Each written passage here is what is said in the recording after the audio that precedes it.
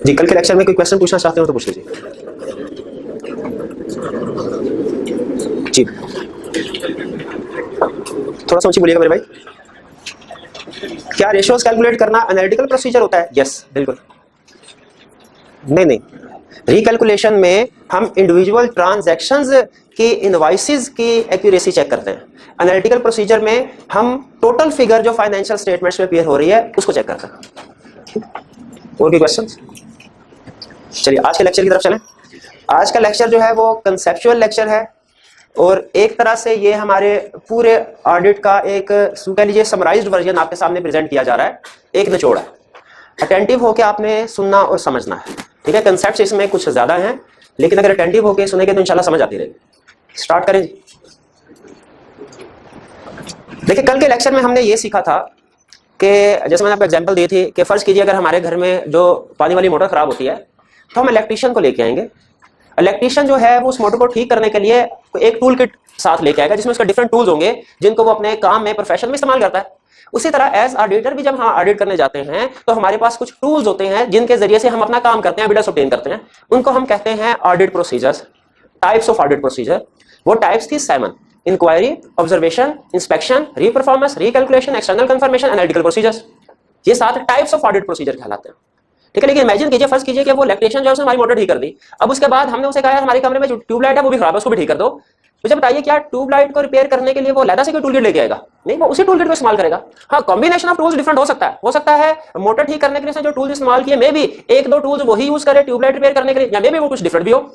ठीक है, combination different हो सकता है लेकिन टूल सारे के सारे वही होंगे। एग्जैक्टली उसी तरह एज ऑडिटर हमारे पास 7 टूल्स होते हैं। जो हमने कल कंसेप्ट पढ़ा था प्रीवियस लेक्चर में, वो था टाइप्स ऑफ ऑडिट प्रोसीजर। आज हम पढ़ने जा रहे हैं पर्पस ऑफ ऑडिट प्रोसीजर। क्या उन टूल्स को हम एक से ज्यादा पर्पसेस के लिए यूज कर सकते हैं? कितने पर्पस के लिए यूज कर सकते हैं?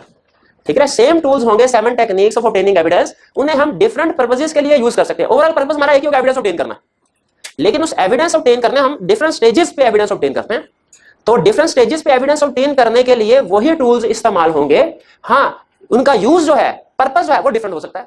तो आज के लेक्चर में हमने क्या सीखना है कि जो हमने 7 techniques types of audit procedure पढ़े थे, उन्हें कितने पर्पसेस के लिए यूज किया जा सकता है। देखिए, टेक्निक्स या टाइप्स ऑफ ऑडिट प्रोसीजर वही होंगे 7 जो हमने पढ़े हैं। तो यहां पे आज क्या पढ़ने जा रहे हैं, उन प्रोसीजर 7 प्रोसीजर को हम कितने पर्पसेस के लिए इस्तेमाल कर सकते हैं। आज का हमारा कंसेप्ट ये है, टारगेट ये कि सीखने क्या जा रहे हैं, वही 7 टाइप्स ऑफ ऑडिट प्रोसीजर कितने पर्पसेस के लिए यूज किए जा सकते हैं। तो स्टार्ट करें आज का लेक्चर। ये आपके सामने एक हमने काउंटिंग सिस्टम जो है वो थोड़ा सा ड्रॉ किया। पहले भी हम कई दफा इसको यूज कर चुके हैं डिफरेंट कंसेप्ट समझने के लिए। मुझे बताइए, अगर हम अकाउंटिंग सिस्टम में इस मॉडल को अप्लाई करें इनपुट प्रोसेसिंग और आउटपुट वाले में, तो इसमें हमारा इनपुट क्या होता है, एंटिटी या उसके transactions, nature of transactions, entity, और प्रोसेसिंग क्या होता है, इंटरनल कंट्रोल, और आउटपुट क्या होता है, फाइनेंशियल स्टेटमेंट्स। मुझे बताइए कि क्या हम ऑडिट करते हुए हमारी रिस्पांसिबिलिटीज जो है वो तो सिर्फ रिपोर्ट में फाइनेंशियल स्टेटमेंट्स के बारे में बताना है कि वो ठीक है कि नहीं? क्या हमें इंटरनल कंट्रोल और एंटिटी के बारे में हमने रिपोर्ट में कुछ नहीं बताना, तो क्या हमें इनको इग्नोर कर देना चाहिए? बिल्कुल इग्नोर नहीं करना चाहिए, इनको भी कंसीडर करना चाहिए। ठीक है, ये कंसेप्ट बिल्कुल ऐसा ही है जैसे मेडिकल प्रोफेशन में होता है। डॉक्टर का असल काम तो है वो मरीज को ट्रीटमेंट करना, मेडिसिन देना, सर्जरी करना उसकी, लेकिन दुनिया का कोई भी डॉक्टर जो है जब तक पहले वो टेस्टिंग ना कर ले तब तक वो डिसाइड नहीं करता कि मैंने इसको ट्रीट किस तरह करना है। क्या मैं सिंपल मेडिकेशंस देनी है या मैंने उसकी सर्जरी करनी है? तो पहले हमेशा पेशेंट का ट्रीटमेंट किया जाता है, पहले टेस्ट किया जाता है पेशेंट को, उस टेस्ट के बाद डिसाइड किया जाता है कि जो बीमारी है उसकी नेचर क्या है, कितनी सीवियर है, उस लिहाज से हमें ट्रीटमेंट में अपना मेडिकेशन सिर्फ करनी है या सर्जरी भी करनी होगी, ट्रीटमेंट कम होगा या ज्यादा होगा। पहले हमेशा टेस्टिंग डिफरेंट हो सकते हैं, हो सकता है सिर्फ हमारी नब्ज देख के चेक कर ले, सिर्फ हो सकता है वो हमें कहे भैया 10-12 टेस्ट करवा के लाओ। लेकिन मेडिकल प्रोफेशन में भी पहले टेस्टिंग की जाती है, स्कैन किया जाता है पेशेंट को, ये देखने के लिए पता चल जाए बीमारी किस जगह पे है, कितनी सीवियर है, उसके बाद ट्रीटमेंट शुरू किया जाता है। और असल काम तो डॉक्टर का ट्रीटमेंट, अगर वो ट्रीटमेंट ना करे सिर्फ टेस्ट करते हैं, हम कहेंगे इसका कोई फायदा नहीं है। एग्जैक्टली उसी तरह हमारा भी अल्टीमेट ऑब्जेक्टिव जो है, पर्पस है, हमारे प्रोफेशन ने हमें कहा है अल्टीमेट पर्पस हमारा फाइनेंशियल स्टेटमेंट्स पे ओपिनियन एक्सप्रेस करना है। फाइनेंशियल स्टेटमेंट्स ठीक है कि नहीं, अपनी रिपोर्ट में हम फाइनेंशियल स्टेटमेंट्स के बारे में बताते हैं, लेकिन क्या हमें फाइनेंशियल स्टेटमेंट्स के अलावा बाकी एरियाज को इग्नोर कर देना चाहिए? इसका जवाब है नहीं। हम भी पहले क्लाइंट का सारा बिजनेस चॉइस को स्कैन करेंगे, बाकी के एस्पेक्ट्स ऑफ एंटिटी भी कवर करेंगे अपनी ऑडिट में। भाई किस लिए कवर करेंगे? उन पे ओपिनियन देना तो हमारी जिम्मेदारी नहीं है, रिपोर्ट में उनको शामिल करना हमारी जिम्मेदारी नहीं है, तो फिर इनको क्यों कवर कर रहे हैं? ताकि हम रिस्क असेस कर लें, डिसाइड कर लें कि फाइनेंशियल स्टेटमेंट्स में किस जगह पे कितना रिस्क है। जिस जगह पे रिस्क ज्यादा होगा वहां पे हमें प्रोसीजर ज्यादा परफॉर्म करना है, जिस जगह पे रिस्क कम होगा वहां पे प्रोसीजर कम परफॉर्म करने होंगे। बताइए ये अप्रोच बेहतर है या कि रिस्क असेसमेंट सारी इग्नोर कर दी जाए और फाइनेंशियल स्टेटमेंट में हर एरिया पे एक बराबर प्रोसीजर परफॉर्म किया जाए? पहले रिस्क असेसमेंट होनी चाहिए। इसलिए ध्यान में रखिए, रिपोर्ट में हमने इंटरनल कंट्रोल या एंटिटी के बारे में कोई ओपिनियन वगैरह नहीं देना, जिक्र नहीं करना, लेकिन उसके बावजूद हम अपने ऑडिट में इनको कवर करते हैं। किस लिए? रिस्क असेस करने के लिए। पहले रिस्क असेस करेंगे, उसके बाद प्रोसीजर डिसाइड करेंगे कि कम प्रोसीजर परफॉर्म करके किस एरिया पे प्रोसीजर कम परफॉर्म करना है और किस एरिया पे प्रोसीजर ज्यादा परफॉर्म करना है। ये बात समझ आ गई? चलिए आगे चलते हैं। अभी तक की डिस्कशन में हम इस कंक्लूजन पे पहुंचे, हमें ऑडिट में अल्टीमेट रिस्पांसिबिलिटी तो हमारी फाइनेंशियल स्टेटमेंट में ओपिनियन एक्सप्रेस करना है, लेकिन उसके साथ साथ हम एंटिटी और इंटरनल कंट्रोल इसको भी अंडरस्टैंड करेंगे, इसको भी कंसीडर करेंगे, इनको इग्नोर नहीं करेंगे। ठीक है? अच्छा, अब हमने जब अंडरस्टैंडिंग ऑफ एंटिटी ऑब्टेन करना है और understanding of internal control obtain करना है, ऑडिट में पहले हमने क्या करना है? अंडरस्टैंडिंग ऑफ एंटिटी ऑब्टेन करना है, understanding of internal control obtain करना है। ये अंडरस्टैंडिंग ऑफ एंटिटी ऑब्टेन करना और understanding of internal control obtain करना, इसे हम कहते हैं risk assessment procedure. Understanding of entity obtain करना और understanding of internal control obtain करना, इसे हम क्या कहते हैं? Risk assessment procedure. भाई understanding of entity and understanding of internal control obtain करने को रिस्क असेसमेंट प्रोसीजर क्यों कहते हैं? क्योंकि इससे रिस्क असेस होता है, इससे रिस्क आइडेंटिफाई होता है। अंडरस्टैंडिंग ऑफ एंटिटी और अंडरस्टैंडिंग ऑफ इंटरनल कंट्रोल से क्या होता है? रिस्क असेस होता है। अंडरस्टैंडिंग ऑफ एंटिटी से इनहेरेंट रिस्क असेस होता है, अंडरस्टैंडिंग ऑफ इंटरनल कंट्रोल से कंट्रोल रिस्क असेस होता है। देखिए, अंडरस्टैंडिंग ऑफ एंटिटी, इसमें हम एंटिटी की नेचर, उसकी ट्रांजैक्शंस की नेचर वो समझते हैं, एंटिटी क्या काम करती है, किस तरह की ट्रांजैक्शन में इन्वॉल्व है। अंडरस्टैंडिंग ऑफ इंटरनल कंट्रोल में हम मैनेजमेंट ने जो पॉलिसी एंड प्रोसीजर इंप्लीमेंट किए हुए हैं, जो सिस्टम इंप्लीमेंट किया हुआ है अपना इंटरनल कंट्रोल सिस्टम, उसको अंडरस्टैंड करते हैं। तो चूंकि दोनों की नेचर डिफरेंट है, इसीलिए दोनों की अंडरस्टैंडिंग से टाइप ऑफ रिस्क जो असेस हो रहा है वो भी डिफरेंट है। अंडरस्टैंडिंग ऑफ एंटिटी से रिस्क कौन सा असेस हो रहा है? Inherent risk. Understanding of internal control से कौन सा रिस्क असेस हो रहा है? Control risk. ठीक है, दोनों में फर्क है। अच्छा फर्ज कीजिए हम क्लाइंट के पास गए, हमने उनसे पूछा सर बताइए आप किस तरह की ट्रांजैक्शन में डील करते हैं। उन्होंने कहा सर हम तो हमारी जो इन्वेंट्री है वो गोल्ड है, हम ज्वेलरी बेचते हैं। या उसने कहा हमारी इन्वेंट्री जो है वो लग्जरी मोबाइल फोन्स है, लैपटॉप है। बताइए क्या इतनी इंफॉर्मेशन से कोई रिस्क असेस होता है? इतनी इंफॉर्मेशन से रिस्क असेस होता है? अगर उसने हमें कहा कि उसकी इन्वेंट्री जो है वो प्रीशियस इन्वेंट्री है, पोर्टेबल इन्वेंट्री आइटम्स है, तो हमने कहा रिस्क असेस होता है। क्या रिस्क असेस होता है? वो चोरी हो सकती है। अब ये जो रिस्क हमने असेस किया, बताइए इसका ताल्लुक एंटिटी से, नेचर ऑफ ट्रांजैक्शन से है कि मैनेजमेंट के इंटरनल कंट्रोल से है? इसका तो एंटिटी से, ये इनहेरेंट रिस्क है। अच्छा अगर मैं उससे पूछूं सर इन्वेंट्री को चोरी से बचाने के लिए आपने क्या किया है? ओके सर हमने सीसीटीवी कैमरा लगाए हुए हैं, हम मंथ एंड पे स्टॉक टेकिंग करते हैं। अब ये क्या है? ये इंटरनल, ये मैं understanding of internal control obtain कर रहा हूं। तो understanding of entity different nature की है, ये डिफरेंट इंफॉर्मेशन से असेस होती है। अंडरस्टैंडिंग ऑफ इंटरनल कंट्रोल ये डिफरेंट नेचर की है, कंट्रोल इस डिफरेंट नेचर से असेस होता है। तो हम सबसे पहला ऑडिट में क्या काम करते हैं? Understanding of entity and understanding of internal control obtain करते हैं। और अंडरस्टैंडिंग ऑफ एंटिटी और understanding of internal control obtain करने को क्या नाम दिया हमने? Risk assessment procedure. ठीक है, कहता है रिस्क असेसमेंट प्रोसीजर क्या है, जरा सुनिएगा गौर से डेफिनेशन। कहता है risk assessment procedure are procedures to obtain understanding of entity and understanding of internal control. Risk assessment procedure क्या है? ऐसे प्रोसीजर जिनमें हम अंडरस्टैंडिंग ऑफ एंटिटी ऑब्टेन कर रहे हैं और understanding of internal control obtain कर रहे हैं। भाई किस लिए? ताकि रिस्क असेस कर सके। भाई कौन सा रिस्क असेस कर सके? Inherent risk and control risk. यहां तक बात समझ आते हैं? सबसे पहले हमने कौन से प्रोसीजर परफॉर्म करने हैं? Risk assessment procedure. Risk assessment procedure कौन से प्रोसीजर होते हैं? To obtain understanding of entity and understanding of internal control. आगे क्या कह रहा है? Risk assessment procedure to obtain understanding of entity and understanding of internal control to assess risk of material misstatement. To assess risk of material misstatement. अब ये risk of material misstatement क्या है? देखिए अंडरस्टैंडिंग ऑफ एंटिटी से है inherent risk, understanding of internal control से control risk. तो ये रिस्क ऑफ मटेरियल मिसस्टेटमेंट कहां से आ गया? अब ये देखिए रिस्क ऑफ मटेरियल मिसस्टेटमेंट कहां से आ रहा है? इनहेरेंट रिस्क को मैं आईआर लिख दूं, कोई इशू? आपने कंप्लीट नाम लिखना है एग्जाम में। कंट्रोल रिस्क को सीआर लिख दूं। चलिए अब देखिए हमने तो ये सीखा अंडरस्टैंडिंग ऑफ एंटिटी से इनहेरेंट रिस्क असेस होता है, अंडरस्टैंडिंग ऑफ इंटरनल कंट्रोल से कंट्रोल रिस्क असेस होता है। तो ये रिस्क ऑफ मटेरियल मिसस्टेटमेंट कहां से आया? ये देखिए रिस्क ऑफ मटेरियल मिसस्टेटमेंट कैसे आया? Inherent risk into control risk is equal to risk of material misstatement. Inherent risk into control risk is equal to risk of material misstatement. ठीक है, तो इसका मतलब है इनहेरेंट रिस्क और कंट्रोल रिस्क दोनों को अगर कंबाइन कर दे तो कौन सा रिस्क बनेगा? Risk of material misstatement. उसे असूली तौर पे कहना चाहिए था risk assessment procedure are procedure to obtain understanding of entity and understanding of internal control to assess inherent risk and control risk. लेकिन उसने कहा नहीं, मैं डेफिनेशन जो है उसे शॉर्ट करता हूं, एक लफ्ज इस्तेमाल करता हूं। रिस्क असेसमेंट प्रोसीजर क्या है? Risk assessment procedure are procedures to obtain understanding of entity and understanding of internal control to assess risk of material misstatement at financial statement level and assertion level. At financial statement level and assertion level. अब ये financial statement level क्या है, assertion level क्या है, इसकी तरफ आते हैं। लेकिन पहले मुझे ये बताइए रिस्क असेसमेंट प्रोसीजर क्या, ये बात समझ आ गई? रिस्क असेसमेंट प्रोसीजर में क्या करते हैं? Understanding of entity, understanding of internal control. इसलिए रिस्क ऑफ मटेरियल मिसस्टेटमेंट। हमसे कोई पूछे एग्जांपल्स बताओ रिस्क असेसमेंट प्रोसीजर के, एग्जांपल बताओ रिस्क असेसमेंट प्रोसीजर्स की। तो देखिए रिस्क असेसमेंट प्रोसीजर्स की जो एग्जांपल्स हैं वो वही 7 हैं जो हमने पहले पढ़ी हैं। जो हमने प्रीवियस लेक्चर में 7 टाइप्स ऑफ प्रोसीजर पढ़े, उन्हें हम रिस्क असेसमेंट पर्पस के लिए भी यूज कर सकते हैं, उन्हें हम किसी दूसरे पर्पस के लिए भी यूज कर सकते हैं, वही एग्जांपल है। लेकिन स्टैंडर्ड ये कहता है टोटल प्रोसीजर थे 7, उन 7 में से जब आप उनको रिस्क असेसमेंट प्रोसीजर के तौर पे यूज कर रहे हो, उन्हीं 7 को अगर आप रिस्क असेसमेंट के तौर पे यूज कर रहे हो, कर सकते हो। लेकिन कहता है बाकी करो या ना करो, ये 4 प्रोसीजर जो मैं बता रहा हूं इनको जरूर रिस्क असेसमेंट में यूज करना है। भाई कौन से वाले 4 प्रोसीजर को जरूर रिस्क असेसमेंट में यूज करना है? वो कहते हैं इंक्वायरी, नोट कर लीजिएगा, inquiry, observation, inquiry, observation, inspection और फिर उसके बाद आई कैप का फेवरेट एनालिटिकल प्रोसीजर। कहता है बाकी को करो या ना करो तुम्हारी मर्जी है, लेकिन इन 4 को रिस्क असेसमेंट में जरूर यूज करना है, जरूर परफॉर्म करना। तो हमने कहा ठीक है, हम पागल है ज्यादा काम करें, हम भी रिस्क असेसमेंट में बस इन्हीं 4 को यूज करेंगे। ठीक है, तो रिस्क असेसमेंट प्रोसीजर की डेफिनेशन क्या है? Risk assessment procedure are procedure to obtain understanding of entity and understanding of internal control to assess risk of material misstatement at financial statement level and assertion.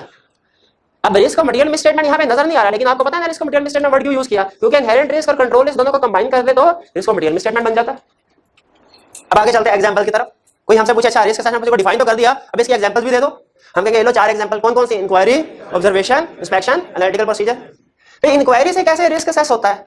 हमने CFO से पूछा sir बताइए कि क्या आपकी कंपनी के खिलाफ कोई लीगल केस फाइल हुआ है? वो कहे जी बिल्कुल हुआ है। रिस्क बढ़ गया कि कम हुआ? बढ़ गया। तो क्या इंक्वायरी से रिस्क आइडेंटिफाई नहीं हो रहा? हम सीएफओ से पूछे सर ड्यूरिंग द ईयर कोई नया आईटी सिस्टम लॉन्च किया है आपने, कोई नया अकाउंटिंग स्टैंडर्ड अप्लाई हुआ है जिसको आपने फाइनेंशियल स्टेटमेंट प्रिपेयर करते हुए यूज करना है, कोई न्यू प्रोडक्ट लॉन्च हुई है? सीएफओ ने कहा बिल्कुल हुई है। रिस्क बढ़ गया क्या नहीं? तो इंक्वायरी जो है, क्या इसे रिस्क असेस हो सकता है? बिल्कुल असेस हो सकता है। ऑब्जर्वेशन, क्या ऑब्जर्वेशन से भी रिस्क असेस हो सकता है? बिल्कुल हो सकता है। हम कैश डिपार्टमेंट में गए, वहां पे देखा कैश रिसीव करने वाला जो बंदा था वही कैश रिकॉर्ड करने वाला भी था, यानी सेग्रीगेशन ऑफ ड्यूटी एग्जिस्ट नहीं थी। बताइए रिस्क बढ़ेगा कम होगा? क्या ऑब्जर्वेशन से रिस्क असेस होता है? बिल्कुल होता है। इंक्वायरी से भी होता है, ऑब्जर्वेशन से भी होता है, इंस्पेक्शन से रिस्क असेस होता है, बिल्कुल होता है। हमने देखिए ऑर्गेनाइजेशन में रूल होता है कि जितनी भी अहम डॉक्यूमेंट्स है ना, जो बंदा उसको बना रहा है तो दूसरा बंदा उसको रीचेक भी करे और साइन करे कि रीचेक किया कि नहीं। जैसे सेल इनवॉइसेस, क्योंकि अगर ये गलत बन जाए तो फिर बाद में बड़ी प्रॉब्लम होती है कलेक्शन करते हुए। जैसे पे रोल शीट, जाहिर है वो लाखों करोड़ों की सैलरीज पे हो रही है, एक बंदा अगर वो गलत कर देगा उसको, तो उसमें जो उसका इंपैक्ट है वो भी लाखों करोड़ों का होगा। इसीलिए जो अहम डॉक्यूमेंट्स होते हैं कंपनी के अंदर कोई दूसरा बंदा उसको रीचेक करता है। हमने सेल इनवॉइसेस को देखा, उसको कोई इंडिपेंडेंट पर्सन जो है रीचेक नहीं कर रहा था, साइन नहीं कर रहा था कि मैंने रीचेक कर लिया। बताइए रिस्क हमारा बढ़ा के कम हुआ? ये सेल इनवॉइसेस गलत हो सकती है। पे रोल शीट को इंस्पेक्ट किया, पता चला किसी इंडिपेंडेंट पर्सन ने उसको रीचेक नहीं किया, अप्रूव नहीं किया, साइन नहीं हुए उसके ऊपर, रिस्क इंक्रीज होगा डिक्रीज होगा? इंक्रीज के पे रोल गलत हो सकती है। इन्वेंट्री की इंस्पेक्शन के दौरान, फिजिकल स्टॉक टेकिंग के दौरान हमें कुछ इन्वेंट्री आइटम ऐसी नजर आई जो कि टूटे फूटे थे, बताइए रिस्क बढ़ा के कम हुआ? बढ़ गया। कैसे बढ़ गया? Inventory obsolete. तो क्या इंस्पेक्शन से भी रिस्क असेस हो सकता है? बिल्कुल हो सकता है। और अब आइए आपकी फेवरेट एग्जांपल, एनालिटिकल प्रोसीजर। क्या एनालिटिकल प्रोसीजर से रिस्क असेस हो सकता है? बिल्कुल हो सकता है। और ये आपका फेवरेट एरिया, इसलिए मैं 3-4 एग्जांपल्स आपके साथ शेयर करना चाहता हूं, ठीक है, ताकि करंट टॉपिक भी साथ साथ कवर होता है। एग्जांपल ज्यादा होंगी तो करंट टॉपिक समझने में भी आसानी होगी, फ्यूचर में भी हमारे काम आ जाएंगे एग्जांपल्स। कंसेप्ट क्या है कि क्या एनालिटिकल प्रोसीजर से रिस्क असेस हो सकता है? इसका जवाब है यस। एग्जांपल सुनिए, आपने कंपनी की फाइनेंशियल स्टेटमेंट्स देखी, पिछले साल की निस्बत इस साल सेल्स 30% ज्यादा है, बताइए कोई रिस्क है? अच्छा ये कंपैरिजन ध्यान में रखिएगा, एनालिटिकल प्रोसीजर है, रिस्क है, क्या रिस्क है? सेल्स ओवरस्टेटेड होगी। शाबाश। अगली एग्जांपल सुनिए जरा गौर से, हमने फाइनेंशियल स्टेटमेंट्स देखी क्लाइंट की, पिछले साल की निस्बत इस साल सेल्स 30% कम है, अब रिस्क है कि नहीं? अभी रिस्क है, understatement of sales, sales कम हो सकती है। लेकिन थोड़ा सा सोचिए, क्लाइंट सेल को ओवरस्टेट करेगा, बात समझ आती है, लेकिन क्लाइंट सेल्स को अंडरस्टेट क्यों करेगा? उसका चांस कम है। इसीलिए जहन में रखिए, जब कभी सेल्स अंडरस्टेट हो ना पिछले साल की निस्बत, इसमें अंडरस्टेटमेंट ऑफ सेल्स ठीक है, रूल आउट नहीं कर रहा इसको, ठीक है वो भी रिस्क है, लेकिन ज्यादा बड़ा रिस्क ये नहीं है कि सेल्स अंडरस्टेटेड है। ज्यादा बड़ा रिस्क क्या है कि हमारी इन्वेंट्री ऑब्सोलीट हो गई है सेल डिक्रीज होने की वजह से। सेल डिक्रीज है, इसका मतलब है हमारी इन्वेंट्री सेल नहीं हो रही। तो अगर पिछले साल की निस्बत इस साल सेल इंक्रीज हो, रिस्क क्या है? सेल्स ओवरस्टेटेड है। पिछले साल की निस्बत इस साल सेल डिक्रीज है, अब रिस्क क्या है? इन्वेंट्री ऑब्सोलीट होगी। सेल्स अंडरस्टेट का लिखना चाहें लिखें, नहीं लिखना ना लिखें, लेकिन इन्वेंट्री ऑब्सोलीट जरूर लिखें। आई कैप अपने सोल्यूशन में इन्वेंट्री की तरफ लेके जा रहे हैं इसको। कंसेप्ट समझ आ रहा है ना क्यों हम रिस्क की तरफ पहुंचे? अगली एग्जांपल सुने, आपने काउंटिंग में रेशियोज पढ़ी है, क्लास में कोई ऐसा स्टूडेंट जिसने रेशियोज वाला टॉपिक ना पढ़ा हो? सभी ने पढ़ा हुआ है। अच्छा अब एग्जांपल सुनिए, अकाउंटिंग में आप रेशियोज कैलकुलेट करते हैं इन टर्म्स ऑफ टाइम्स भी, इन टर्म्स ऑफ डेज भी, लेकिन याद रखिए ऑडिट में हमेशा रेशियोज कैलकुलेट करनी है in terms of days, times नहीं। अगर टाइम्स में उसने दिया भी हुआ ना, हम उसे डेज में कन्वर्ट करते हैं, फिर आगे काम करते हैं। और रेशियो कैलकुलेट कैसे? जैसे फर्ज कीजिए डेटर टर्नओवर रेशियो है, कैसे कैलकुलेट करते हैं डेटर टर्नओवर रेशियो को? फार्मूला क्या है? Debtors divided by sales multiply by 365, debtor turnover ratio 365, ठीक है। ये डेज में कैलकुलेट करने का फार्मूला है, टाइम्स में कैलकुलेट करेंगे तो वो ऊपर नीचे डिफरेंट हो जाएगा। फर्ज कीजिए मैंने पिछले साल की debtor turnover ratio in days calculate की, वो थी 60 डेज। गौर से सुनिएगा बात, इस साल की डेटर टर्नओवर रेशियो डेज में कैलकुलेट की वो थी 80 डेज। कोई रिस्क है? देखिए इसका मतलब क्या है? इसका मतलब यह है कि पिछले साल डेटर से मैं 60 डेज में पैसे कलेक्ट कर लिया करता था, इस साल 80 डेज में पैसे कलेक्ट, यानी डेटर से पैसे कलेक्ट करने में इस साल मुझे मुश्किल पेश आ रही है, डेटर्स पैसे आसानी से नहीं दे रहे। मतलब क्या है? क्या रिस्क है? बेटर कुछ डेटर्स ऐसे हैं जो कलेक्शन नहीं दे रहे, उन पे प्रोविजन रिगार्ड करनी पड़ेगी। ये एग्जांपल क्लियर हो गई, डेटर टर्नओवर रेशियो। अगली एग्जांपल सुने, इन्वेंट्री टर्नओवर रेशियो। अगर मैं इन्वेंट्री टर्नओवर रेशियो कैलकुलेट करता हूं, पिछले साल इन्वेंट्री टर्नओवर रेशियो थी 60 डेज, इस साल इन्वेंट्री टर्नओवर रेशियो 80 डेज है। इसका मतलब क्या है कि पिछले साल मेरी इन्वेंट्री 60 डेज में बिक जाती थी, इस साल मेरी इन्वेंट्री 80 डेज लग रहे हैं, मुझे इन्वेंट्री बेचने में मुश्किल पेश आ रही है। तो रिस्क क्या है? इन्वेंट्री ऑब्सोलीट होगी, इसलिए तो मुझे मुश्किल पेश आ रही है, वरना इन्वेंट्री धड़ाधड़ बिकना जाती। इसका मतलब कुछ ना कुछ इन्वेंट्री ऑब्सोलीट है जिसे एनआरबी में रिगार्ड करना। ये रिस्क असेसमेंट समझ रहे हैं कि एनालिटिकल प्रोसीजर से कैसे रिस्क आइडेंटिफाई हो रहा है। अगली आखिरी एग्जांपल, और ये जरा ध्यान से, एक क्रेडिटर टर्नओवर रेशियो भी तो होती है, ठीक है। क्रेडिटर टर्नओवर रेशियो हमने कैलकुलेट की, प्रीवियस ईयर में 60 डेज थी, इस साल 80 डेज है। मतलब क्या? पिछले साल हम 60 डेज में पेमेंट कर रहे थे क्रेडिटर्स को, इस साल 80 डेज में पेमेंट कर रहे हैं। कोई इशू है? ये अच्छी बात है। स्टूडेंट कहने लगा अच्छी बात है सर, हम देर से पेमेंट कर रहे हैं।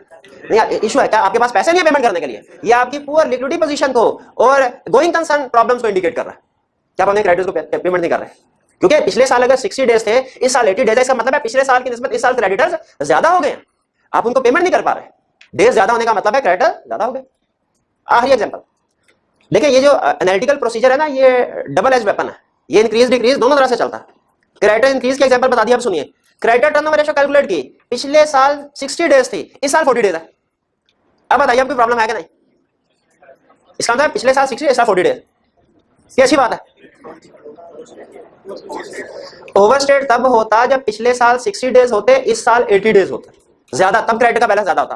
पिछले साल रेशियो 60 डेज है, इस साल 40 डेज, इसका मतलब है इस साल क्रेडिटर्स कम है तो डेज कम आया। ये रिस्क क्या है? क्रेडिटर्स अंडर स्टेटमेंट का, ये हो सकता है कंप्लीटली क्रेडिटर्स रिकॉर्ड नहीं किए गए। जब डेज ज्यादा हो रहे हैं उसका मतलब है बैलेंस ज्यादा हो रहा है, जब डेज कम हो रहे हैं उसका मतलब क्या, बैलेंस कम हो रहा है। तो ये बात समझे, एनालिटिकल प्रोसीजर से हम कैसे रिस्क असेस करते हैं। तो फिर से बताइए, रिस्क असेसमेंट प्रोसीजर क्या हम जब ऑडिट पे जाते हैं डायरेक्ट फाइनेंशियल स्टेटमेंट को वेरीफाई करना शुरू कर देते हैं कि पहले रिस्क असेसमेंट करते हैं? भाई रिस्क असेसमेंट क्यों करते हैं? ताकि डिसाइड कर सके फाइनेंशियल स्टेटमेंट के जिस एरिया में रिस्क ज्यादा है वहां पे प्रोसीजर ज्यादा परफॉर्म करें, जिस एरिया में रिस्क कम है वहां पे प्रोसीजर कम परफॉर्म करें। तो ये डिसाइड कर लिया, फाइनेंशियल स्टेटमेंट्स को बाद में देखेंगे, पहले रिस्क असेसमेंट प्रोसीजर परफॉर्म करना है। अगला क्वेश्चन मेरा, रिस्क असेसमेंट प्रोसीजर्स क्या है? इसका जवाब सुनिए। Risk assessment procedure are procedures to obtain understanding of entity and understanding of internal control to assess risk of material misstatement at financial statement level and assertion level. Risk assessment procedure के examples क्या हैं? Inquiry, observation, inspection, analytical procedure. ये चार तो जरूर perform करना है, बाकी तीन आपकी मर्जी है, करें या ना करें। यहां तक क्लियर? मैंने एग्जांपल के साथ आपको बता दिया कि इंक्वायरी से कैसे रिस्क असेस हो सकता है, ऑब्जर्वेशन से कैसे, इंस्पेक्शन से कैसे, और एनालिटिकल प्रोसीजर में मैंने आपको 5 एग्जांपल सिखाई है। ये एग्जांपल आपने सीखनी, समझनी है, नोट करनी है, ये आगे चल के दोबारा यूज करनी है हमने। कौन सी एग्जांपल बताई मैंने? सेल्स की कंपेयर करवा के, डेटर्स की, इन्वेंट्री की और क्रेडिटर्स की। डेटर्स, इन्वेंट्री, क्रेडिटर्स और सेल्स, 4 एग्जांपल होगी। इनको आपने ज़हन में रखना कि कैसे हमने इसे रिस्क असेस किया था। अब चलते हैं हम इस एरिया की तरफ। रिस्क असेसमेंट प्रोसीजर से हमने रिस्क असेस कर लिया। क्या रिस्क असेस कर लिया, यहां तक काम खत्म? कि हमें उस रिस्क की कोई क्लासिफिकेशन भी करनी चाहिए कि छोटा रिस्क लादा कर दे, बड़ा रिस्क लादा कर दे? क्लासिफिकेशन करनी चाहिए कि जितने भी रिस्क है, छोटा रिस्क लादा कर दिया, बड़ा रिस्क लादा। ये लफ्ज जो मैं इस्तेमाल कर रहा हूं, छोटा रिस्क, बड़ा, ये पहले कंसेप्ट बिल्ड करने के लिए इस्तेमाल कर रहा हूं, बाद में टेक्निकल टर्म की तरफ जाएंगे। भाई छोटा रिस्क कौन सा होता है? छोटा रिस्क ऐसा रिस्क है जो स्पेसिफिकली किसी एक असर्शन या एरिया को अफेक्ट कर रहा हो, वो बहुत से एरियाज को अफेक्ट ना करे, उसे कहते हैं हम छोटा रिस्क, या टेक्निकल वर्ड में रिस्क एट असर्शन लेवल। और जो रिस्क बहुत सी असर्शंस, बहुत से एरियाज को अफेक्ट करे, दूसरे लफ्जों में तकरीबन पूरी फाइनेंशियल स्टेटमेंट पे उसका इफेक्ट फैला हो, ठीक है? जब इफेक्ट बहुत से एरियाज पे फैला ना, उसे हम कहते हैं परवेसिव इफेक्ट। जब किसी रिस्क का इफेक्ट परवेसिव हो, परवेसिव का मतलब उसका इफेक्ट बहुत से एरियाज, बहुत सी असर्शन पे हो, उसे हम कहते हैं risk at financial statement level. और जब किसी रिस्क का effect specific assertion, specific area पे हो, परवेसिव ना हो, बहुत से एरियाज पे इफेक्ट ना फैला हो, स्पेसिफिक असर्शन स्पेसिफिक एरिया तक हो, तो उसे क्या कहते हैं? Risk at assertion level. तो हमने जो रिस्क आइडेंटिफाई कर लिए हैं रिस्क असेसमेंट प्रोसीजर से, इसके बाद बताइए इनकी डिफरेंट लेवल्स में क्लासिफिकेशन करनी चाहिए कि नहीं? तो 2 लेवल्स में क्लासिफिकेशन करते हैं, risk at financial statement level, risk at assertion level. दोनों में फर्क समझ आया? नहीं, अभी समझ नहीं आया, एग्जांपल से समझते हैं। नहीं अभी नहीं, सुनिए एग्जांपल। हम एक जगह ऑडिट करने के लिए गए, हमने सीएफओ से पूछा सर थोड़ा सा सिस्टम बताइए। उन्होंने कहा सर हम अपने स्टाफ को, सेल्स स्टाफ को ऑफर किया है कि जितनी ज्यादा सेल करेंगे, जितनी सेल होगी उसका 10% उनको कमीशन के तौर पे मिलेगा। बताइए रिस्क है? बिल्कुल रिस्क है कि परचेजेस जो हैं ओवरस्टेटेड हो जाएंगी, ये रिस्क नहीं है। एक्सपेंसेस अंडरस्टेट हो जाएंगे, ये भी रिस्क नहीं है। रिस्क है सिर्फ सेल्स में कि सेल्स ओवरस्टेट होगी। एग्जैक्टली इस एग्जांपल का इफेक्ट सिर्फ और सिर्फ एक एरिया दर्शन पे है, क्या? कि सेल्स ओवरस्टेट होगी। बाकी के एरियाज को अंडरस्टेट या ओवरस्टेट करने से तो टीम को कोई फायदा नहीं होगा। तो क्या इस इंफॉर्मेशन से हमारा रिस्क इंक्रीज होता है? बिल्कुल होता है। बताइए क्या सिर्फ एक एरिया, एक असर्शन पे के बहुत से मैनी एरियाज, मैनी असर्शन पे, तो ये कौन सा रिस्क हुआ? Risk at assertion. अगली एग्जांपल सुनिए। हमने कहा सर कुछ और इंफॉर्मेशन भी दीजिए। उसने कहा हम मैनेजमेंट को भी बोनस देते हैं, जितना प्रॉफिट होता है उसका 10% उन्हें बोनस दिया जाता है। बताइए इस इंफॉर्मेशन से भी रिस्क इंक्रीज हो रहा है क्या? बिल्कुल। अब बताइए क्या इसमें इंक्रीज सिर्फ सेल्स में, सिर्फ परचेजेस में, सिर्फ इन्वेंट्री में, सिर्फ एक्सपेंसेस में, या हर एरिया में? हर एरिया में। हर वो एरिया जो प्रॉफिट को इफेक्ट कर रहा है, मैनेजमेंट की कोशिश होगी उसे ओवरस्टेट अंडरस्टेट करके प्रॉफिट बढ़ा दे।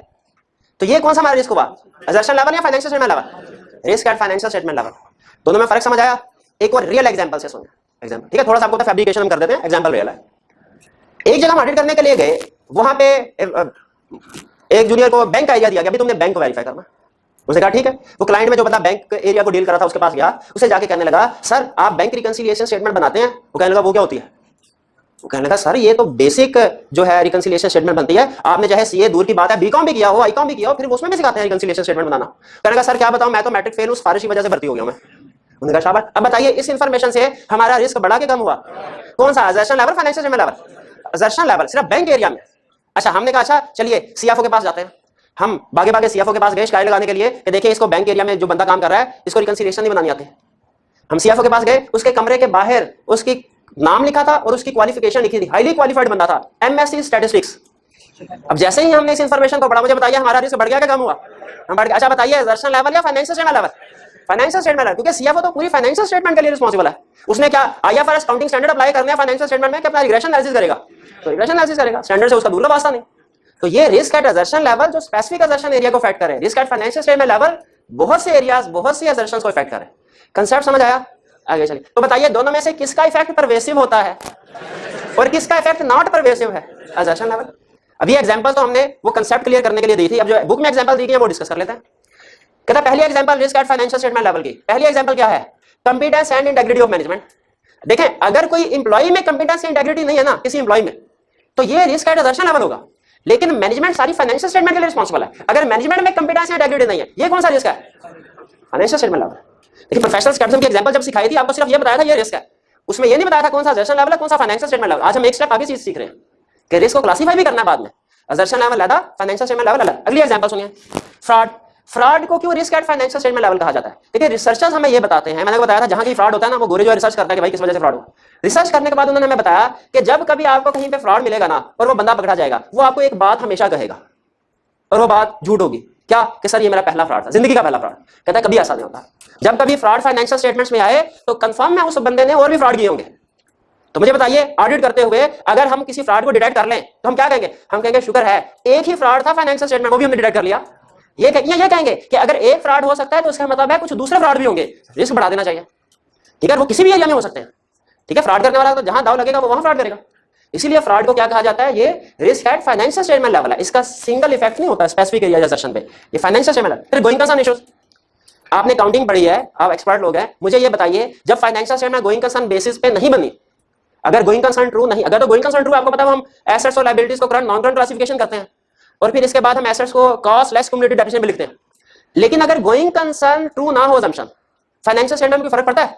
बिल्कुल, हमारी बेसिस डिफरेंट हो जाती है। अब हमने करंट और नॉन करंट की क्लासिफिकेशन खत्म कर देते हैं क्योंकि सारी की सारी अगले 12 महीनों के अंदर जो है वो सेल हो जानी है और उनको कॉस्ट की बजाय मार्केट वैल्यू पे लिखते हैं। ये कंसेप्ट पढ़ा आपने कि नहीं पढ़ा? तो गोइंग कंसर्न का इफेक्ट जो होता है जहन में रखिए, किसी एक दो एसेट्स या लायबिलिटी पे नहीं होगा, वो सारे के सारे एसेट्स और लायबिलिटी पे इफेक्ट होता है। इसीलिए गोइंग कंसर्न को भी हम कौन सा रिस्क कहते हैं? At financial statement. फोर्थ है मैनेजमेंट ओवरराइड डिफॉल्ट। देखिए कंसेप्ट समझाने के लिए एक एग्जांपल भी काफी थे, लेकिन हमने कोशिश की है ज्यादा एग्जांपल शेयर करें। फोर्थ एग्जांपल मैं अभी नहीं एक्सप्लेन कर रहा, एक्सप्लेन करनी है, हमारे सिलेबस में है, अभी नहीं, नेक्स्ट किसी चैप्टर में जाके वहां पे डिटेल में एक्सप्लेन करूंगा। Management override of control. आपको पता है हर चैप्टर में एक एक दो लाइनें ऐसी आती हैं जिनको हमने रट्टा लगाना होता है। तो फिलहाल इसको हम याद कर लेंगे, आई कैप अगर पूछे एग्जांपल देंगे, लेकिन अभी मैंने एक्सप्लेन नहीं कर रहा, बाद में करूंगा। Risk at financial statement level का कंसेप्ट समझ आ गया, एग्जांपल्स भी क्लियर हो गई। 4 एग्जांपल बताएं। रिस्क एट एजर्शन लेवल, ये कौन सा रिस्क होता है? जो स्पेसिफिक एजर्शन स्पेसिफिक एरिया को फाइट कर रहा हो, परवेसिव ना हो।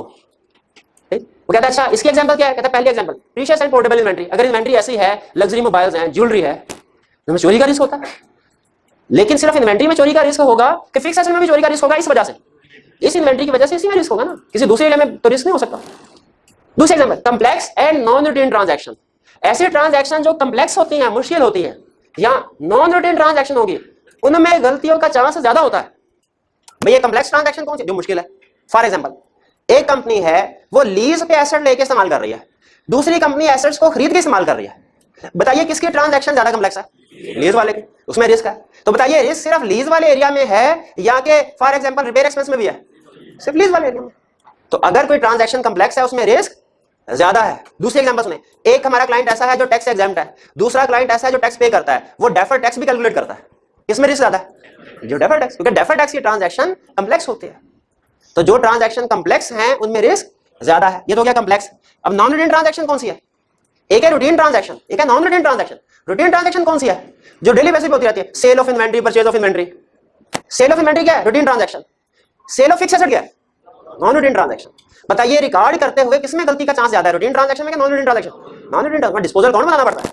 जो कि नॉर्मली नहीं, वो कैशियर है, वो रूटीन में एंट्री पास कर रहा था, हाँ भी क्या हुआ, सेल हुआ, cash debit cell credit, cash debit cell credit, क्या फिक्स एसेट सेल किया, जो आसान entry cash debit cell credit. चलो भाई ऐसी है। तो आपने काउंटिंग में एरर करेक्शन में इस तरह की बड़े क्वेश्चंस किए होंगे जिनमें फिक्स एसेट कहता है फिक्स एसेट सेल कर दिया, क्रेडिटेड टू सेल्स अकाउंट। हमारे जमाने में होती थी इस तरह की एडजस्टमेंट, पता नहीं आपको सिखाते हैं कि नहीं? हाँ प्रोबेबली सिखाते होंगे जरूर। तो ये नॉन रूटीन ट्रांस। इसी तरह इन्वेंटरी की परचेज की, आसान entry, purchases debit, credit credit. लेकिन अगर फिक्स एसेट को परचेज किया तो उसमें तो देखना होता है कि डायरेक्टली एट्रीब्यूटेबल एक्सपेंडिचर कौन से वाला है, कौन सा नहीं है। ठीक है, वो टेस्ट रन की कॉस्ट को कैपिटलाइज करना है कि नहीं करना, इसीलिए नॉन रूटीन ट्रांजैक्शन जो है इनमें रिस्क ज्यादा होता है। इसी तरह और कौन सी एग्जांपल है नॉन रूटीन ट्रांजैक्शन? डेप्रिसिएशन साल के एंड पे होती है, स्टॉक काउंट करना साल के एंड पे होता है। एक्सट्रीम एग्जांपल कंसोलिडेशन की एडजस्टमेंट, वो भी कभी कभार होता है। देखिए कभी कभार कंसेप्ट सिंपल है, जो नॉन रूटीन ट्रांजैक्शन होती है उनमें हम एक्सपर्ट नहीं होते, रूटीन की ट्रांजैक्शन में एक्सपर्ट होते हैं हम। इसलिए रूटीन की ट्रांजैक्शन में रिस्क नहीं है, लेकिन नॉन रूटीन ट्रांजैक्शन में रिस्क ज्यादा है। और कौन सा रिस्क है? फाइनेंशियल लेवल या एसेशन लेवल? क्योंकि जिस ट्रांजैक्शन जो नॉन रूटीन ट्रांजैक्शन है उसी में रिस्क है, बाकियों में रिस्क नहीं है। आखिरी example large transaction at year end, ये भी आई आपकी फेवरेट एडजस्टमेंट कि ईयर एंड पे अगर आपको सिग्निफिकेंट ट्रांजैक्शन नजर आए, पूरे साल में हर महीने 1 मिलियन की सेल हुई, आखिरी 2 हफ्तों में 2.5 मिलियन की सेल हो गई, रिस्क है कि नहीं? बिल्कुल रिस्क है। क्या रिस्क है? कि सेल्स को ओवरसेट किया गया होगा। लार्ज ट्रांजैक्शन एट, अच्छा large transaction during the year, इनमें रिस्क नहीं होता, इनमें रिस्क नहीं होता। क्यों नहीं होता भला? यहां से ईयर एंड क्यों कहा उसने? सुने, आपने आई कैप के एग्जाम में नकल लगानी है, ये डिसीजन कब करेंगे? Start of the session, during session, end of the session. Start में आप कोशिश करेंगे कि अगर पेपर तैयार हो सकता है जेन्युइन तरीके से तो तैयार हो जाए, लेकिन अगर आप छुट्टियां करें, आप वीकली टेस्ट ना दे जो आ जाए, आप लेट आए क्लास में, घर जाके 2 घंटे ऑडिट ना पढ़ें, तो कहां पास होना, कहां तैयारी होनी? नहीं तैयारी होनी, फिर आखिरी दिन जाके क्या फैसला करना पड़ेगा? नकल लगा। तो जिस तरह स्टूडेंट आखिरी दिन फैसला करता है मैंने नकल लगानी, उसी तरह मैनेजमेंट भी आखिरी दिनों में फैसला करते हैं, भाई सारा साल मेहनत करके देख ली प्रॉफिट नहीं आया, अब क्या करें? 2 नंबर करना है। Last transaction at year end. तो मुझे बताइए अगर क्वेश्चन में कहे heavy sale at year end, risk है कि नहीं? और अगर ये कहे ईयर एंड के बाद रिटर्न भी हो गई है, फिर तो और भी ज्यादा रिस्क है। और अगर कहे ये रिलेटेड पार्टी को सेल की गई थी, और भी ज्यादा रिस्क है। अब इतने ज्यादा इशारों के बाद भी अगर कोई स्टूडेंट कहे इसमें कोई रिस्क नहीं है, तो फिर वो भारेगा। चलिए ये रिस्क समझ आ गए। अभी तक जरा क्विक रिवीजन करते हैं 1 मिनट के अंदर। पहली चीज बताइए, क्या हमने डायरेक्ट फाइनेंशियल स्टेटमेंट को वेरीफाई करना है? पहले डॉक्टर की तरह रिस्क असेसमेंट करनी है। रिस्क असेसमेंट के लिए कौन सा काम करता है? Risk assessment procedure. डेफिनेशन क्या है? Risk assessment procedure to obtain understanding of entity and internal control to assess risk of material misstatement at financial statement level and assertion level. आप उसके बाद रिस्क असेसमेंट प्रोसीजर की example सिखा दें, risk at financial statement level की example सिखा दें, risk at assertion level example सिखा दें, समझा दें। आखिरी क्वेश्चन मेरा आपसे, रिस्क आइडेंटिफाई किया, क्यों किया? समझ में आता है, ताकि प्रोसीजर डिसाइड कर सके फाइनेंशियल में कम या ज्यादा, जहां रिस्क ज्यादा वहां प्रोसीजर ज्यादा, जहां रिस्क कम वहां प्रोसीजर कम।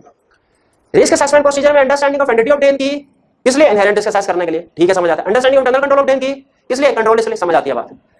इनहेरेंट रिस्क को 2 लेवल पे क्लासिफाई किया, फाइनेंशियल स्टेटमेंट लेवल पे, असर्शन लेवल पे। ये क्लासिफिकेशन क्यों की गई? क्लासिफिकेशन समझ आ गई हमें, लेकिन मुझे बताइए ये क्लासिफिकेशन क्यों की गई? भाई बताइए, एक छोटा मसला है, एक बड़ा मसला है, क्या दोनों का एक तरीके से इलाज करना है? नहीं, दोनों का रिस्पांस डिफरेंट होगा।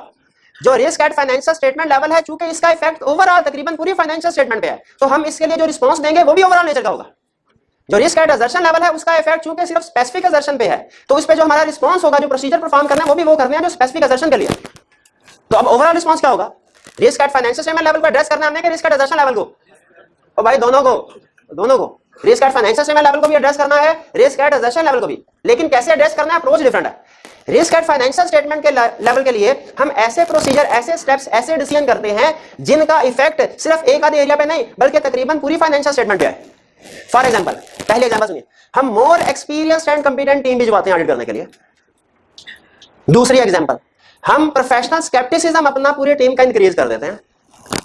अब देखिए जो एग्जांपल बता रहा हूं साथ में सोचते जाए, क्या इसका इफेक्ट एक एरिया पे है या तकरीबन सारी फाइनेंशियल स्टेटमेंट में? अगर इफेक्ट तकरीबन सारी फाइनेंशियल स्टेटमेंट पे है तो एग्जांपल ठीक है, अगर इफेक्ट सिर्फ एक एरिया पे तो एग्जांपल गलत है। पहली एग्जांपल क्या थी? More experience and competent team भिजवानी। दूसरी एग्जांपल क्या थी?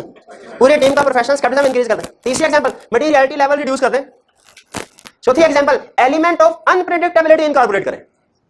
क्या करें? एलिमेंट ऑफ अनप्रेडिक्टेबिलिटी क्या होता है? देखिए एलिमेंट ऑफ अनप्रेडिक्टेबिलिटी होता है कि हमने क्लाइंट को पता नहीं चलने देना कि हम क्या चीज कैसे चेक करेंगे, क्योंकि अगर क्लाइंट को पता चल गया तो वो तो उसको सीधा पता कर देगा पहले से। ये एग्जांपल बिल्कुल ऐसे ही है जैसे पुलिस ने कहीं छापा मारना हो और फोन करके बता दें हम लोग आ रहे हैं, मतलब वहां से क्या मिला? कुछ मिलेगा? कुछ बिल्कुल भी नहीं, वो तो सारा नीट एंड क्लीन कर देंगे। उसी तरह अगर हमारे क्लाइंट को पता चल जाए हम क्या काम, क्या ट्रांजैक्शन चेक करने जा रहे हैं, कैसे चेक करने जा रहे हैं, वो तो सारा उसको नीट एंड क्लीन कर देगा। इसीलिए वो कहते हैं एलिमेंट ऑफ अनप्रेडिक्टेबिलिटी इनकॉर्पोरेट करना। अब इसमें एक एग्जांपल मेरे से मुझे याद आ रही है, लेकिन उसमें 2 मिनट लग जाएंगे, एक्स्ट्रा बैठना पड़ेगा 2 मिनट एंड पे। एग्जांपल दे दूं क्या? चले एग्जांपल सुनिए। ऑडिटर ने कहा सर आपकी इन्वेंटरी हमने फिजिकली वेरीफाई करना है। क्लाइंट ने कहा सर बिस्मिल्लाह कीजिए, जरूर कीजिए, 10 जगह पे इन्वेंटरी पड़ी हुई है, बताइए कितनी लोकेशन की इन्वेंटरी वेरिफिकेशन करनी है? उसने कहा सर 6 की। क्लाइंट कहने लगा सर मेरी बात सुने, आजकल गर्मी है, 30 जून आपको पता है नॉर्मली 30 जून होता है शदीद गर्मी, या 31 दिसंबर शदीद सर्दी। कहता सर गर्मी बहुत है और ऊपर से हमारा जो वेयर हाउस है ना वो डिफरेंट सिटीज में है, रिमोट एरियाज में है, आप ढूंढते ढूंढते खजल खार हो जाएंगे।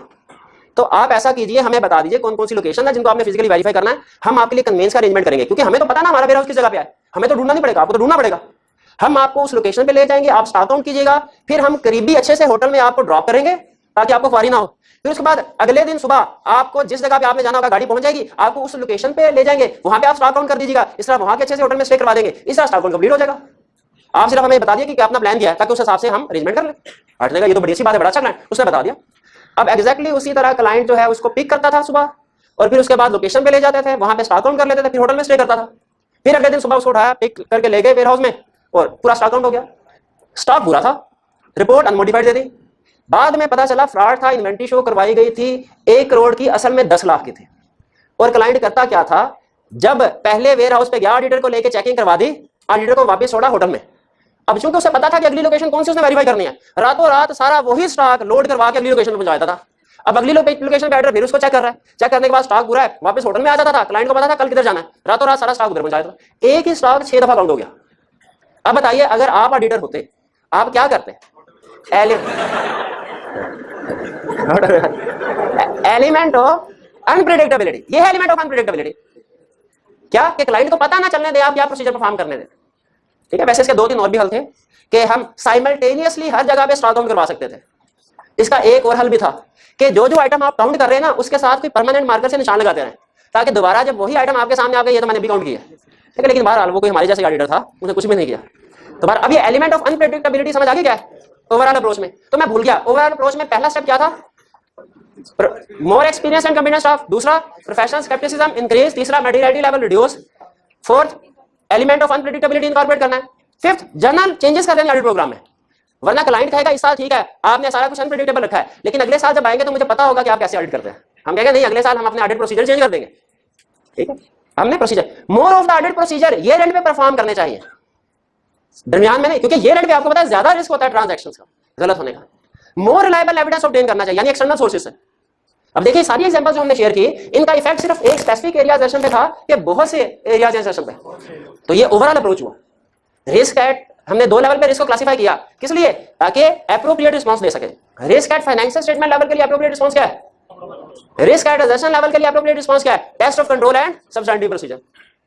हमने कहा ये ओवरऑल अप्रोच क्या है, ये तो समझ आ गई। ये टेस्ट ऑफ कंट्रोल और सब्सटेंटिव प्रोसीजर क्या है भाई, ये समझ नहीं आई, ये बता दीजिए। हमने कहा ठीक है, ये टेस्ट ऑफ कंट्रोल और सब्सटेंटिव प्रोसीजर समझने के लिए आगे चलते हैं नेक्स्ट स्टेज पे।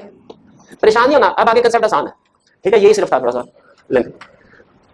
टेस्ट ऑफ सब्सटेंटिव, अब देखें ऑडिट में understanding of entity, understanding of internal control दोनों ऑब्टेन करते हैं। दोनों से रिस्क असेस होता है। इंटरनल कंट्रोल से जो रिस्क असेस होता है इसकी नेचर थोड़ी डिफरेंट है। इसका मतलब क्या है? मैनेजमेंट ने जो पॉलिसीज एंड प्रोसीजर इंप्लीमेंट किया है उनमें गड़बड़ हो। जैसे फर्ज कीजिए मैनेजमेंट ये कहे इन्वेंट्री जो है वो गोल्ड आइटम है, प्रीशियस पोर्टेबल, ये इनहेरेंट रिस्क है।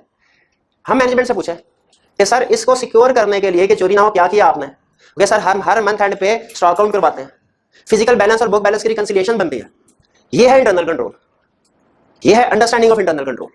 ठीक है, तो अंडरस्टैंडिंग ऑफ इंटरनल कंट्रोल का मतलब क्या है? हम मैनेजमेंट के इंटरनल कंट्रोल को अंडरस्टैंड करें। यहां पे लफ्ज अंडरस्टैंडिंग का मतलब है ये समझना कि कंट्रोल एग्जिस्ट करता है कि नहीं।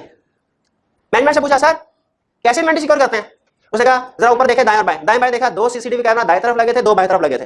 कहता सर ये देखिए ये सीसीटीवी कैमरा है, हमने यहाँ पे बैक एंड पे 2 बंदे बिठाए हुए हैं, वो कंटिन्यूसली देख रहे हैं कि कोई कस्टमर या एम्प्लॉय चोरी तो नहीं कर रहा। अगर कोई चोरी करने की कोशिश करता है ऊपर से फोन करके बताते हैं, हम उसे पढ़ लेते हैं। ये है इंटरनल कंट्रोल, ये अंडरस्टैंडिंग ऑफ इंटरनल कंट्रोल। ठीक है, अच्छा मुझे ये बताइए अगर मुझे अंडरस्टैंडिंग ऑफ इंटरनल कंट्रोल से कौन सा रिस्क असेस होगा? कैसे? गौर से सुनिएगा। अगर हमें पता चले अंडरस्टैंडिंग ऑफ इंटरनल कंट्रोल से कंट्रोल एग्जिस्ट करते हैं, बनाए हुए हैं उन्होंने, यानी कंट्रोल स्ट्रांग है, तो हमारा कंट्रोल रिस्क कम हो जाएगा। और अगर पता चले अंडरस्टैंडिंग ऑफ इंटरनल कंट्रोल से कंट्रोल वीक है, कंट्रोल रिस्क ज्यादा हो जाएगा। ये समझ आया? अंडरस्टैंडिंग ऑफ इंटरनल कंट्रोल में हम क्या करते हैं? क्लाइंट के इंटरनल कंट्रोल के बारे में जानते हैं, एग्जिस्ट है नहीं, एग्जिस्ट करता है कि नहीं। अगर अंडरस्टैंडिंग ऑफ इंटरनल कंट्रोल से पता चले कंट्रोल वीक है तो कंट्रोल रिस्क बढ़ जाएगा। अगर अंडरस्टैंडिंग ऑफ इंटरनल कंट्रोल से पता चले कंट्रोल स्ट्रांग है, कम हो जाएगा। यहां पे हमने कहा बहुत अच्छा है, इसका मतलब है सीसीटीवी कैमरा लगाए हुए हैं, कंट्रोल रिस्क कम हो गया, इसका मतलब इन्वेंट्री पे प्रोसीजर हमने कम परफॉर्म करने हैं। हम भागे भागे सब फाइनेंशियल स्टेटमेंट की तरफ जाने लगे, हमें ऑडिटिंग स्टैंडर्ड ने पकड़ के पीछे खींचा। उनका ठहर जाओ, गलती ना करो। अभी तुम लोगों ने सिर्फ अंडरस्टैंड किया है कि सीसीटीवी कैमरा लगे हुए हैं, इससे हमें लगा है कि कंट्रोल स्ट्रांग है। लेकिन अगर इस कंट्रोल्स पे रिलाय करते हुए आप कंट्रोल रिस्क को कम कर रहे हैं, जिससे बाद में फायदा होगा, सब्सिडी से कम हो जाएंगे, तो इस पे रिलाय करने से पहले भाई इसको टेस्ट तो कर लो, बाकी ऐसा है कि नहीं है। मुझे बताइए, क्लाइंट ने कहा 2 सीसीटीवी कैमरा इधर, 2 सीसीटीवी कैमरा इधर, मैं सिर्फ ये कैमरा देख के लगे हुए हैं, इतबार करके प्रोसीजर कम कर लूं कि मुझे लॉजिकली चेक करना चाहिए सही काम भी कर रहे हैं कि नहीं। भी हो सकता है चाइना के कैमरा डमी कैमरा लगे हो सकता है उधर मैं जाऊं उधर देखूं वो बंदे जो उधर पड़े सो रहे हैं, कोई देख नहीं रहा। अब कंट्रोल एग्जिस्ट तो कर रहा है, सही ऑपरेट नहीं कर रहा। तो बताइए जब कंट्रोल स्ट्रांग हो तो मुझे सिर्फ ये understanding of internal control obtain करनी चाहिए, यानी सिर्फ ये देखना चाहिए कंट्रोल एग्जिस्ट कर रहा है कि नहीं। क्या मुझे टेस्ट ऑफ कंट्रोल भी परफॉर्म करने चाहिए, यानी मुझे ये भी देखना चाहिए कंट्रोल सही ऑपरेट कर रहा है कि नहीं कर रहा। बताइए, बिल्कुल देखना चाहिए। ये लफ्ज अंडरस्टैंडिंग ऑफ कंट्रोल में और टेस्ट ऑफ कंट्रोल में फर्क है। अंडरस्टैंडिंग ऑफ कंट्रोल का मतलब है सिर्फ ये देखना कंट्रोल एग्जिस्ट कर रहा है कि नहीं, उन्होंने डिजाइन किया है कि नहीं। टेस्ट ऑफ कंट्रोल का मतलब है देखना कंट्रोल सही ऑपरेट भी हो रहा है कि नहीं, क्या ये जो रिस्क ऑफ मिस स्टेटमेंट है इनको प्रिवेंट डिटेक्ट करेक्ट कर रहा है कि नहीं कर रहा। ठीक है, मिस स्टेटमेंट्स वगैरह को प्रिवेंट डिटेक्ट करेक्ट कर रहा है कि नहीं कर। ये दोनों में फर्क है, अंडरस्टैंडिंग ऑफ कंट्रोल में और टेस्ट ऑफ कंट्रोल में फर्क समझ आ रहा है। अंडरस्टैंडिंग ऑफ कंट्रोल हर जगह परफॉर्म करना है, टेस्ट ऑफ कंट्रोल कब परफॉर्म करना है, कंट्रोल जब स्ट्रांग हो, जब वीक हो तब नहीं। यहां पे एक स्टूडेंट कहने लगा सामने कंफ्यूज हो गया मैं, हम तो डॉक्टर के पास जाके टेस्ट कब तब करवाते हैं जब हम वीक होते हैं, बीमार होते हैं। यहां पे आप कह रहे हैं कि टेस्ट ऑफ कंट्रोल तब परफॉर्म करना है जब कंट्रोल स्ट्रांग है। ये समझ नहीं आया कंसेप्ट, मैं क्या एग्जांपल से समझो। फर्ज कीजिए हम किसी मार्केट में जाएं गिलास खरीदने के लिए और उसे कहें कि भाई सर ये हमें एक शीशे का गिलास दिखाइए, वो हमें शीशे का गिलास दिखाए। हम उसे कहें भाई ये मजबूत है, ओके सर बिल्कुल मजबूत है, 5 फुट की बुलंदी से भी गिराएंगे तो नहीं टूटेगा, 5 फुट की गारंटी। अब बताइए आप उसकी स्टेटमेंट पे रिलाय करके पूरा सेट खरीद के घर ले आएंगे, ये टेस्ट करेंगे। वो कह रहे हैं मेरा ग्लास स्ट्रांग है तो टेस्ट करेंगे ना, बिल्कुल 5 फुट से ना सही 4 फुट से तो गिरा के देखेंगे ना ये स्ट्रांग है कि नहीं। तो टेस्ट का परफॉर्म करना जब कंट्रोल स्ट्रांग। और अगर वो कहे नहीं सर ये बड़े नाजुक ग्लास है, 1 फुट से भी गिरे तो टूट जाएंगे, तो मैं पूछा मैं गिरा के देखता हूँ टूटता है कि नहीं। ऐसे होगा क्या, कंट्रोल वीक हो तो टेस्ट करना है नहीं, वो धक्के देगा तो कहां से बाहर निकालेगा, क्या सस्ता सा नशा करके आ जाते हो। मैं बता रहा हूं जब 1 फुट से गिराओगे तो टूट जाएगा, तो फिर क्यों टेस्ट ऑफ कंट्रोल करना है। मुझे बताइए मैं जाकर उनसे पूछूं इन्वेंटरी जो चोरी हो सकती है कोई कंट्रोल है, वो ऊपर दाएं बाएं देखे कोई कंट्रोल नहीं। मैं तो ऐसा जाके देखता हूं सीसीटीवी कैमरा सही काम कर रहे हैं कि नहीं, ऊपर लोग बंदे बैठे देख रहे हैं कि नहीं कर रहे, वो एक लगाएगा मुझे। जब मैं कह रहा हूं कंट्रोल ही नहीं है सीसीटीवी का तो चेक क्या करोगे। भाई बात समझ आ रही है। तो टेस्ट ऑफ कंट्रोल कब परफॉर्म करना है। अभी आपको लग रहा है मजाक, आई कैप ने सुने रियल एग्जांपल केस स्टडी के, आई कैप ने एक सिचुएशन दी, क्लाइंट का सिस्टम बताया इंटरनल कंट्रोल का, उसमें कुछ कंट्रोल वीक थे कुछ स्ट्रांग थे और नीचे लिखा हुआ था टेस्ट ऑफ कंट्रोल बताइए आप क्या परफॉर्म करेंगे। स्टूडेंट ने हर कंट्रोल पे टेस्ट ऑफ कंट्रोल छाप दिया, वीक पे भी स्ट्रांग पे भी।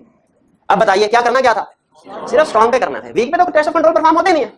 ठीक है, वो एग्जामिनर जो है वो हंसा, उसने कहा अच्छा गया मैंने इनका टाइम जाया कर दिया। टेक्निकल देखा जाए तो उसके मार्क्स रिडक्ट नहीं होंगे, आपने चलिए कुछ एक्स्ट्रा लिख दिया, लेकिन असल में आपके 15-20 मिनट जाया हुए और इसके अगेंस्ट में आपका कोई ना कोई क्वेश्चन जरूर छूट गया होगा। तो ध्यान में रखिएगा टेस्ट ऑफ कंट्रोल कब परफॉर्म करना है। 2 चीजें मैंने इसमें आपको समझाई, बाकी चीजें सारी भूल जाए, 2 चीजें भूलनी। पहली चीज अंडरस्टैंडिंग ऑफ कंट्रोल में और टेस्ट ऑफ कंट्रोल में फर्क है। अंडरस्टैंडिंग ऑफ कंट्रोल का मतलब क्या है, सिर्फ देखना कि कंट्रोल एग्जिस्ट कर रहा है कि नहीं, डिजाइन सही हुआ है कि नहीं। टेस्ट ऑफ कंट्रोल का मतलब क्या है कि देखना सही ऑपरेट भी हो रहा है कि नहीं हो रहा, ऑपरेटिंग इफेक्टिवनेस देखना उसकी। और टेस्ट ऑफ कंट्रोल कब परफॉर्म करते हैं, जब वो स्ट्रांग और हमने उन पर रिलाई करना हो। क्लियर हो गई ये बात। आगे इस आगे एक और लाइन भी लिखी होगी, वो रटे वाली लाइन है। आगे चलते हैं। अब देखें यहाँ पे हमने जो कल 7 प्रोसीजर पढ़े थे, टाइप्स ऑफ प्रोसीजर, आज उनके पर्पस किस किस पर्पस के लिए इस्तेमाल हो सकते हैं। पहला पर्पस रिस्क असेसमेंट के लिए इस्तेमाल हो सकते हैं, वही 7 ज्ञान में से कोई कॉम्बिनेशन। दूसरा पर्पस किस लिए इस्तेमाल हो सकते हैं, टेस्ट ऑफ कंट्रोल के लिए, वही प्रोसीजर 7। तीसरा पर्पस किस लिए इस्तेमाल हो सकते हैं, सब्सटैंटिव प्रोसीजर के लिए। लेकिन ध्यान में रखिएगा अगर हमें आई कैप एग्जांपल पूछे ना रिस्क असेसमेंट प्रोसीजर, तो सारी की सारी नहीं लिखनी, सिर्फ ये 4 लिखनी है। ठीक है। अब फाइनेंशियल स्टेटमेंट, सब्सटैंटिव प्रोसीजर कौन से प्रोसीजर होते हैं, ऐसे प्रोसीजर जो कि फाइनेंशियल स्टेटमेंट में मिस स्टेटमेंट को डिटेक्ट करने के लिए परफॉर्म किए जाते हैं। और सब्सटैंटिव प्रोसीजर कम होंगे कि ज्यादा होंगे, किस पे डिपेंड करता है, इनहेरेंट रिस्क और कंट्रोल रिस्क पे, या अगर स्टैंडर्ड की लैंग्वेज बोले तो risk of material miss statement पे। दोनों को कंबाइन करके एक लफ्ज इस्तेमाल किया। सब्सटैंटिव प्रोसीजर किस पे डिपेंड करते हैं, risk of material misstatement ज्यादा तो substantive procedure, risk of material misstatement कम तो सब्सटैंटिव प्रोसीजर कम। यहां तक क्लियर हो गई बात। ये था हमारा आज का लेक्चर, कंसेप्चुअल लेक्चर था। आपने इसको घर जाके एक दफा तसल्ली के साथ दोबारा देख लेना है। और अभी 1 मिनट आ रहे, अभी ताजा पढ़ा ना, अभी टाइम है हमारे पास। आपने मुझे 2-3 मिनट एक्स्ट्रा दिए थे वो एग्जांपल की वजह से, केस स्टडी का। अभी इस लर्निंग ऑब्जेक्टिव 3, 4 और 5 को रीड कीजिए। ये इमीडिएटली रीड करना बहुत जरूरी है ताकि जो कंसेप्ट हमने सीखे हैं एक दफा रिफ्रेश हो जाए।